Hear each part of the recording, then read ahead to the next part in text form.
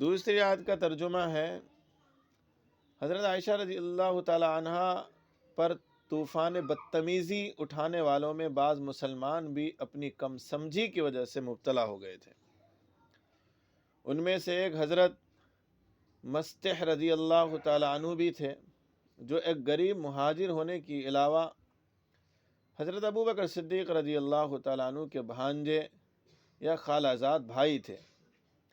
آپ نے غزوہ بدر میں بھی شرکت کی، مگر ایک گناہ ہو گیا جس سے حق تعالیٰ نے سچی توبہ نصیب فرمائی، اور جس طرح حضرت عائشہ کی برات کا قرآن نے اعلان کیا، بری فرمایا حضرت عائشہ کو، اسی طرح حضرت مستح وغیرہ حضرات مومنین کی توبہ قبول ہونے اور معاف کر دینے کا بھی اعلان فرمایا گیا۔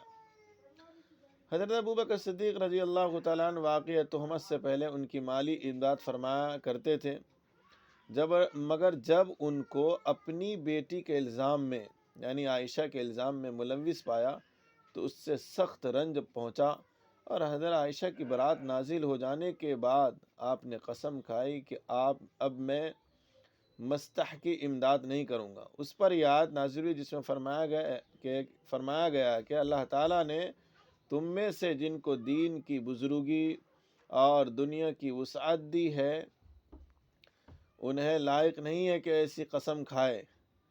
ان کا ظرف بہت وسیع اور ان کے اخلاق بہت بلند ہونے چاہیے۔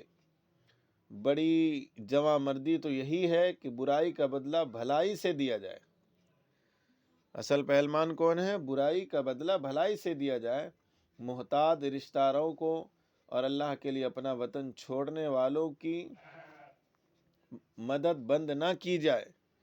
اگر قسم کھا لی تو اس کو پورا مت کرو اور اس کا کفارہ ادا کر دو۔ تمہاری شان یہ ہونی چاہیے کہ برائی کا بدلہ بھلائی سے دو، خطا کار کو، گنہگار کو درگزر کر دو، معاف کر دو۔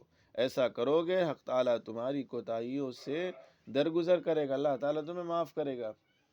کیا تم پسند نہیں کرتے کہ اللہ تمہارے گناہوں کو معاف کر دے؟ اس لیے تم بھی دوسرے لوگوں کو معاف کر دو۔ بخاری مسلم کے شریف کی روایت ہے کہ اس وقت حضرت ابو بکر صدیق رضی اللہ تعالیٰ عنہ نے یہ سنا تو فوراً عرض کیا، بے شک